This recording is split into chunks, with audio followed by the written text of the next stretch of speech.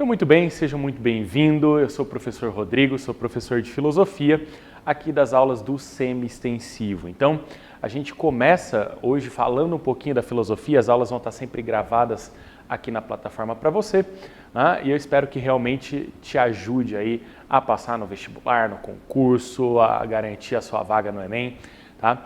E quando a gente fala de filosofia, na verdade, né, isso aqui vai ser mais um recordar geral. A gente já lembra que a filosofia ela surge na Grécia Antiga. Então a gente começa falando de Grécia, mas a gente precisa começar lembrando exatamente o que é filosofia. Então o nosso primeiro tópico aqui para hoje é esse, né? O que é filosofia?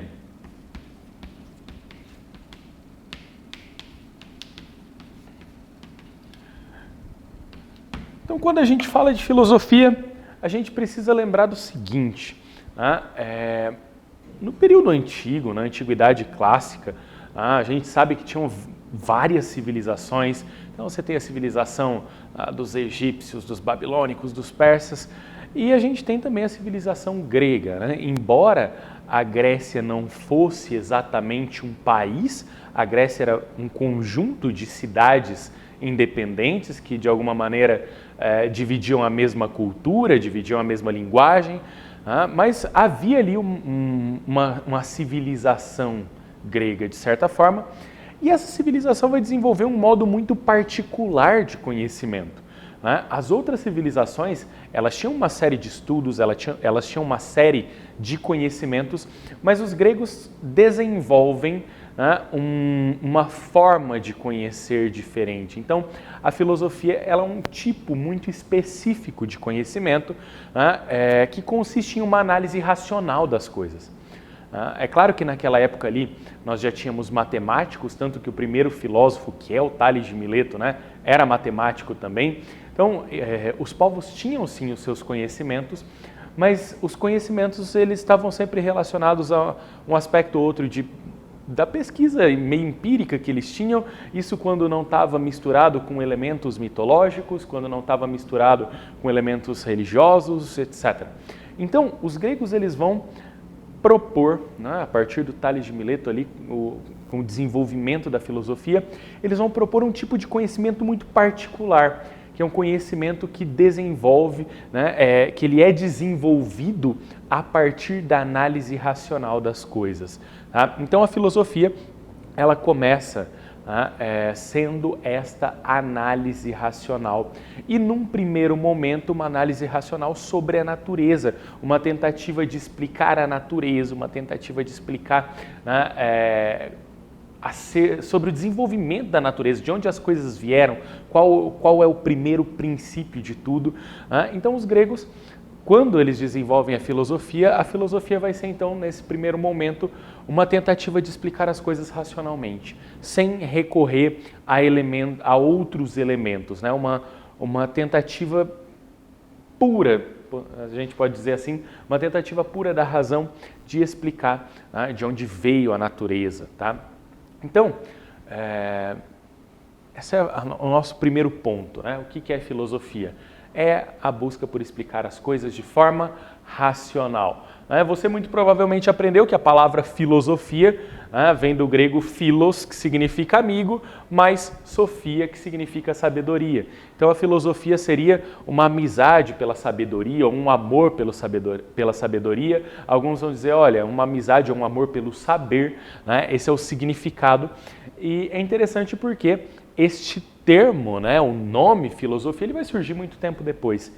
Então, a gente sabe que a filosofia começa com o Tales de Mileto e depois ele vai ter os seus discípulos ali e aquela forma de produzir conhecimento, ela vai acabar se espalhando. Mas só muito tempo depois, com Pitágoras, é que o Pitágoras vai olhar para trás e vai falar, bom, esse pessoal começou a produzir o conhecimento de uma forma diferente, né? É realmente uma busca pelo saber, é realmente um desejo de entender as coisas, então é uma filosofia, tá? Então, enfim, o nome veio depois, mas é importante lembrar esse significado, às vezes cai lá numa questãozinha, né? O significado da palavra, philos de amizade e sofia de sabedoria. E aí nós vamos para o nosso segundo tópico, que são as condições para o surgimento da filosofia?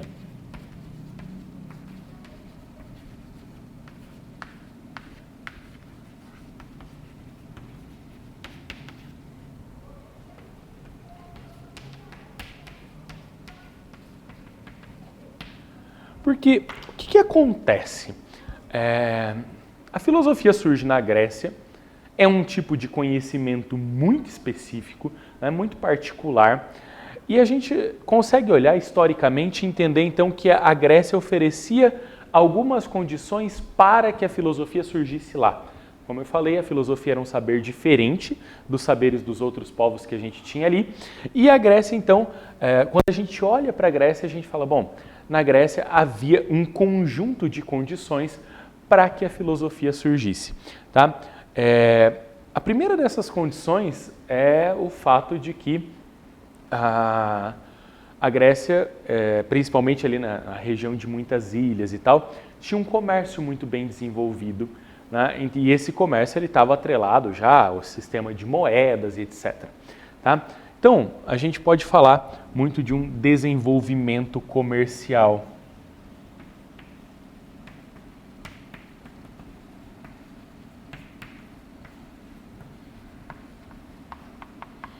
Né? E aqui tem gente que vai falar, inclusive, do desenvolvimento da moeda mesmo, do sistema de troca ali por moedas de metal. Por quê? Né? Onde tem comerciante, onde se tem comércio, normalmente você tem pessoas que angariam uma certa quantidade de riquezas. Né? Então, bons comerciantes, isso ao longo da história toda, os bons comerciantes eles tendem a enriquecer, né? Quando eles são bons negociadores, quando eles conseguem, enfim, comprar uma série de produtos e vendê-los por preços bons, por preços maiores, com uma boa margem de lucro, os bons comerciantes tendem a enriquecer. E na região de ilhas ali, a gente sabe que quando eu falo que a filosofia surgiu na Grécia, às vezes a gente já pensa em Atenas, né? Mas a filosofia surge em Mileto, né? Que é uma região bem longe ali daquele centro. E é uma região de ilhas. Né? E era uma região onde tinha um comércio muito intenso. Então, essa região é interessante porque regiões de comércio muito intenso tem muita gente. Então, existe um fluxo de pessoas e, consequentemente, um fluxo de ideias que faz com que essas regiões, a pessoa consiga entrar em contato com diferentes visões de mundo, com diferentes tipos de pensamento. Né? Isso é muito normal onde tem muita gente. Então, era um lugar interessante também para quem estudava, porque você tinha muita gente ali. Né? Mas o desenvolvimento comercial, ele é fundamental porque ele permitiu um certo enriquecimento. E para o desenvolvimento da filosofia, né, para um sujeito poder parar e ficar pensando, ficar teorizando as coisas, ficar estudando, né, ele tinha que ter uma certa reserva de dinheiro. Né? Ele tinha que ter uma qualidade de vida ou alguém que o bancasse para que ele fizesse isso. Então lá o Tales de Mileto, conta-se que ele era muito bom comerciante, ele era de uma família de comerciantes. Então era um sujeito que tinha boas condições, né, para poder estudar, para poder gastar o seu tempo estudando e não necessariamente tendo que trabalhar. Isso é uma condição fundamental. Então aqui, né, o desenvolvimento comercial ele é bem importante.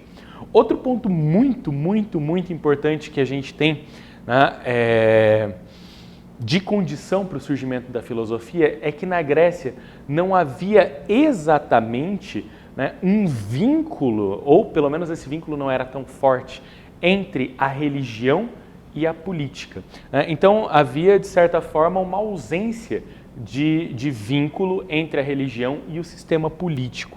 Tá? Ausência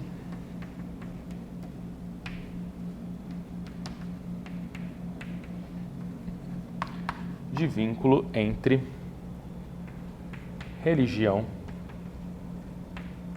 e política. Bom, com relação à política, a gente já sabe que cada cidade-estado tinha o seu próprio sistema político.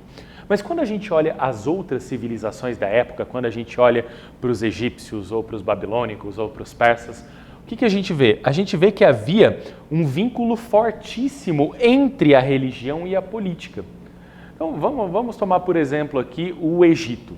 No Egito antigo, o faraó ele era considerado um deus. né? Ele era considerado realmente um ser superior.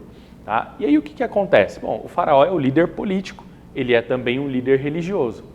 Não costumava ser saudável discordar dele.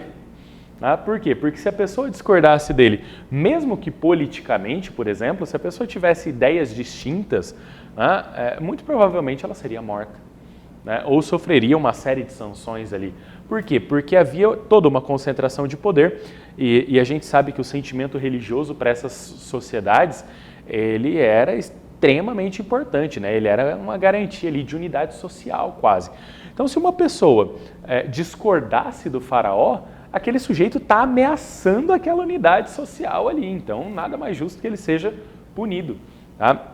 E aí, quando a gente vai para a Grécia, a gente vê que o sistema político e o sistema religioso, eles não se misturam, ou em algumas localidades eles se misturam muito pouco. Né? É claro que havia algumas influências ali, mas em última instância, né, um sujeito que de repente discordasse do elemento religioso, ele não sofreria sanções políticas, né? Ou se ele apresentasse uma discordância disso aqui, ele não sofreria grandes penas. Né? Por quê? Porque a filosofia ela vai surgir questionando a mitologia, que era a religião daquele povo. Né? Então a filosofia vai se desenvolver através do questionamento dos mitos e vai propor algo que vai na contramão da mitologia. Né? Então, se houvesse um vínculo muito forte entre a política e a religião, né, quando os filósofos começassem a propor as suas ideias, eles teriam grandes problemas. Né? Então, a Grécia era uma civilização ali onde as pessoas tinham mais liberdade de pensar diferente, tinham mais liberdade de ideias por conta disso. Né? E outro aspecto também que tem uma certa relação é o desenvolvimento da própria lei escrita. Tá? Então, na Grécia, a gente vai ter o desenvolvimento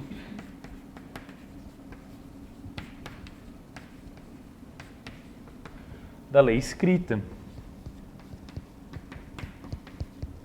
E o que acontece? É basicamente a mesma questão. Né? Nas civilizações antigas, quando não se tinha uma lei escrita, às vezes a lei estava atrelada à pura vontade do governante. Né? Então, o governante, ou ele tinha lá uma série de emissários dele, que seriam como que juízes, mas, no fim das contas, quem determinava o que era lei, o que não era, o que era certo, o que era errado, era um governante. Então, no caso do Egito, era o faraó. Né? No caso da Babilônia, lá era o rei da Babilônia, era o imperador da Pérsia. Então, em cada lugar você tinha um indivíduo que ele decidia o que era certo ou não, e ele podia alterar isso, meio que da vontade dele mesmo. Né? Principalmente por quê? Porque ele também era a grande autoridade religiosa. Então, se o faraó mudasse uma lei, ele é inquestionável. Por quê? Porque ele era Deus ali. Né? Ele era considerado o próprio Deus. Né? Então, ele era considerado uma divindade, ou seja, uma divindade está falando, mudou a lei, mudou, todo mundo obedece. Né? O sujeito que discordou lá do faraó, o faraó mudou uma lei lá para acabar com a vida dele. Não tem problema, o problema é todo dele. Né? É a divindade que está mudando o negócio. Então, na Grécia, o pessoal desenvolveu a lei escrita, ou seja, já se tinha essa noção de que aquela sociedade tinha um conjunto de leis determinadas. Olha, você não pode fazer isso, isso, isso e isso. Caso você faça, a punição é essa, essa, essa. Então, quando o indivíduo vinha com ideias diferentes, normalmente isso não é contrário à lei. Né? Então, a possibilidade de pensar diferente, de certa forma, ela tinha um refúgio ali, porque o sujeito sabia que, de alguma maneira, ele não seria condenado por causa disso. Né? E além da lei escrita, a gente vai ter também, né, o desenvolvimento depois aí em Atenas e em outro, né, um tempo depois, mas conta aqui também, que é o desenvolvimento da democracia. Porque na democracia ateniense, o que era extremamente interessante é que todos os cidadãos, lembrando aqui, né, aí vai para aula, corta para a aula de história, na democracia ateniense os cidadãos eram só os homens maiores de idade, não podia ser estrangeiro, não podia ser escravo, etc. Então era um grupo relativamente limitado, mas todos os cidadãos votavam e podiam dar as suas opiniões. Então, não importa quão diferente um indivíduo pensasse, não importa o quão diferente ele entendesse as coisas, ele poderia dar a opinião dele lá. e todo mundo tinha que ouvir, todo mundo podia discordar, todo mundo podia votar contra, mas ele tinha o direito à sua opinião e ele tinha o direito de expor a sua opinião. Havia, né, uma certa liberdade de expressão mesmo. Tá? Então, com o desenvolvimento da democracia, isso fica ainda mais forte como mentalidade dos gregos mesmo. Ideias diferentes, elas não são problemáticas. Às vezes só o sujeito é meio doido lá, né, mas elas não são um problema. E então, como havia essa liberdade, né, de expressão, como havia um certo acúmulo de capital que dava uma tranquilidade para o sujeito estudar, tudo isso cria, de certa maneira, um ambiente favorável para o desenvolvimento, para o surgimento da filosofia. Tá? Então aqui eu coloquei por último o desenvolvimento da lei escrita, você pode adicionar aí o desenvolvimento da democracia.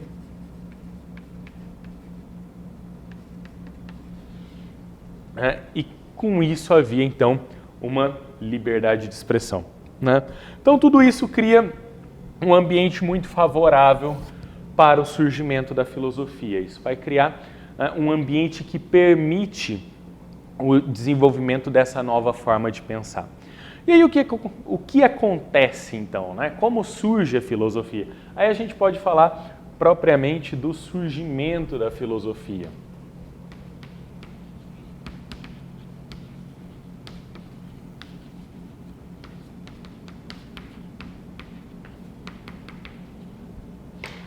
Surgimento da filosofia, que foi com o senhor Tales de Mileto.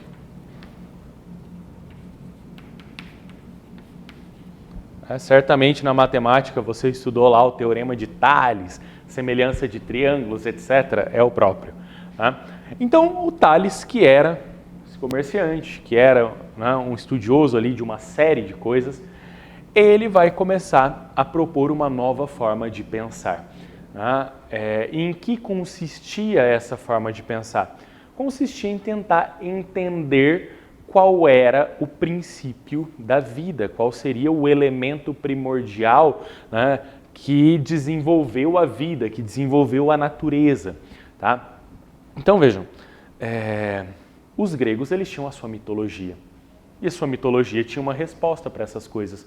O Tales, de repente, ele fala, tá, mas e se a gente ignorar a resposta mitológica, né? E se eu deixar a mitologia de lado e eu tentar explicar, eu tentar entender, compreender com a minha razão qual é a origem da vida?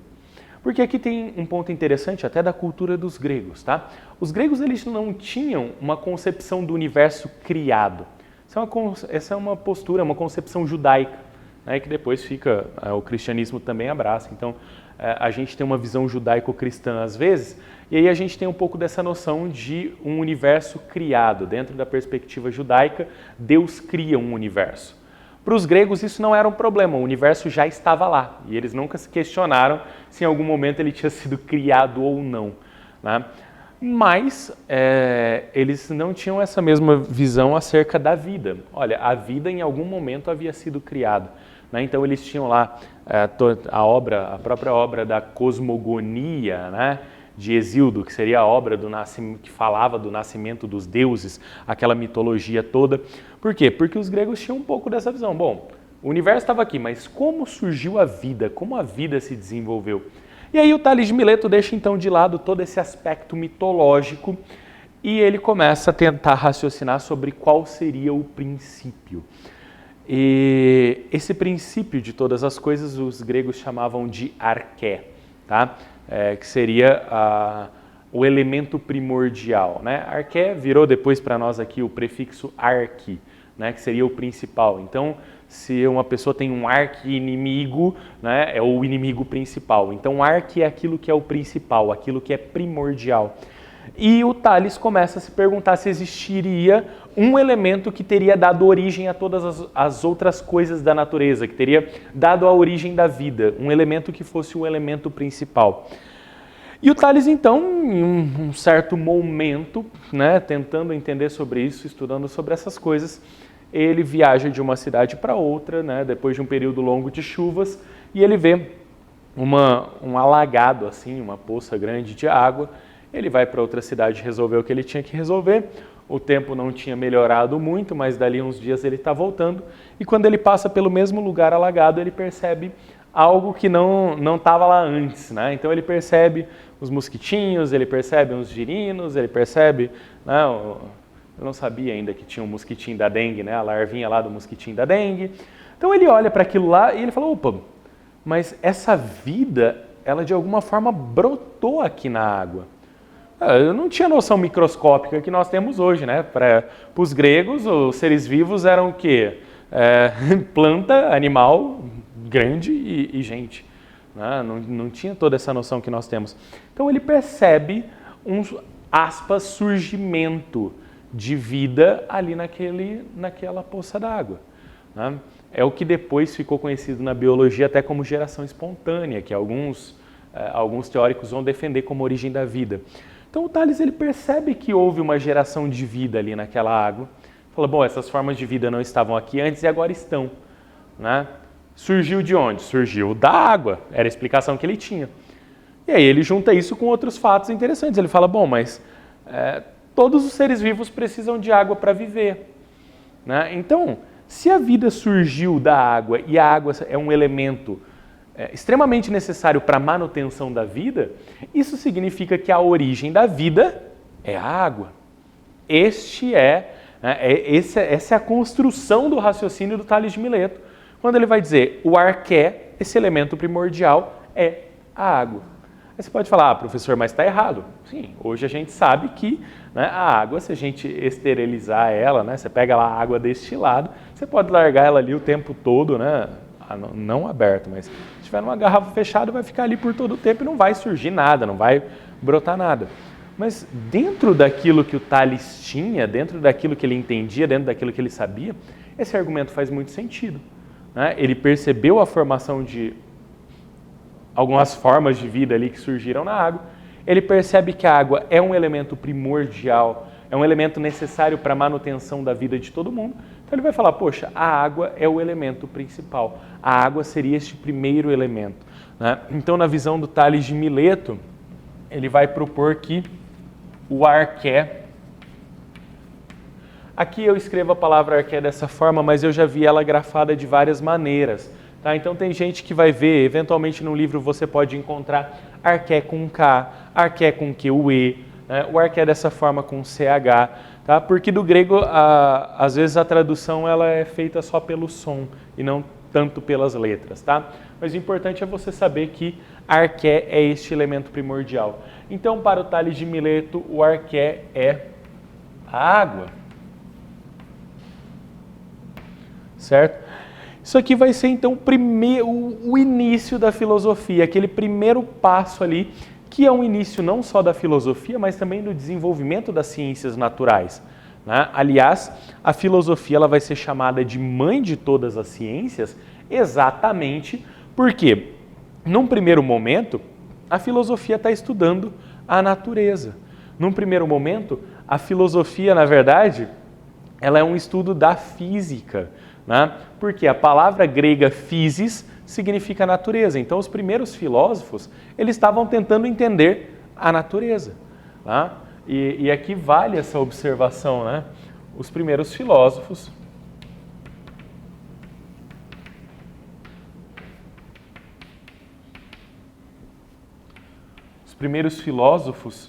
foram chamados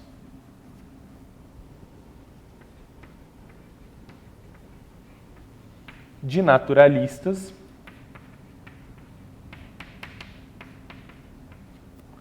ou físicos.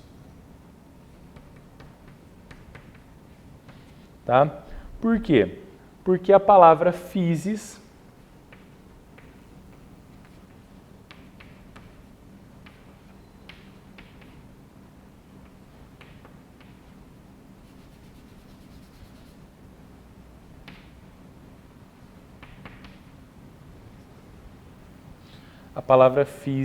significa